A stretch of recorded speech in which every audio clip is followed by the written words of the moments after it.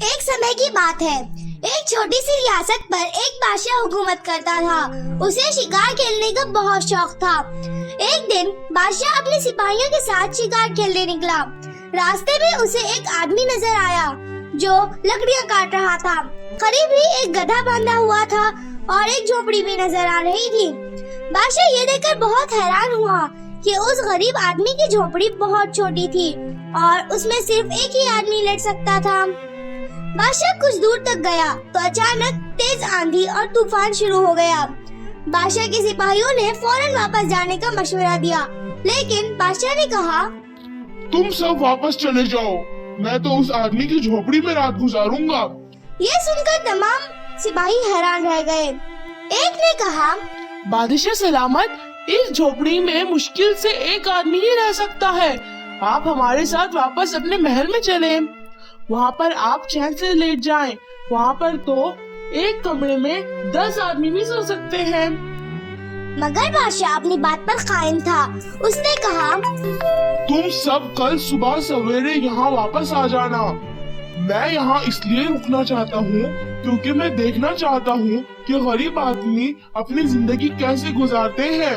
جب تمام سپاہی چلے گئے تو بادشاہ اس آدمی کی جھونپڑی میں پہنچ گیا۔ وہ آدمی بہت ہی نیک، خوش مزاج اور مہمان نواز تھا۔ اس نے بادشاہ کا بھرپور خیال رکھا۔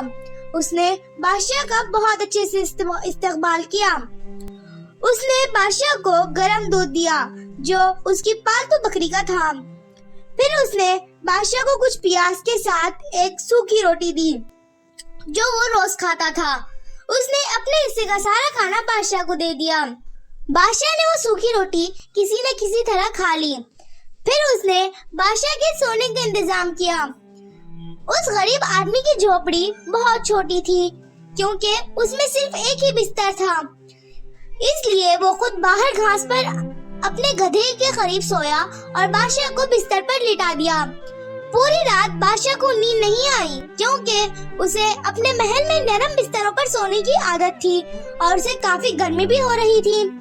صبح اس نے اس آدمی سے پوچھا، آخر تم شہر میں کیوں نہیں رہتے؟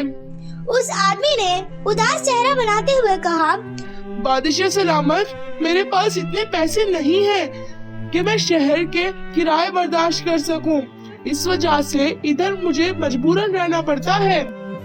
بادشاہ کو یہ سن کر بہت دکھ ہوا۔ اس نے فوراً اپنے محل میں گیا اور اسے ایک کمرہ مفت میں دے دیا اور شاہی خزانے سے اس کے لیے ماہانہ وظیفہ بھی جاری کیا۔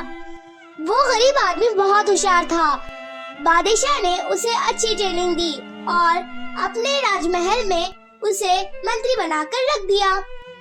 بادشاہ کو اس منتری کی وجہ سے بہت فائدہ ہوا اور اس کی ریاست میں کوئی مسئلہ نہیں آیا اور بہت اچھے سے چلنے لگی۔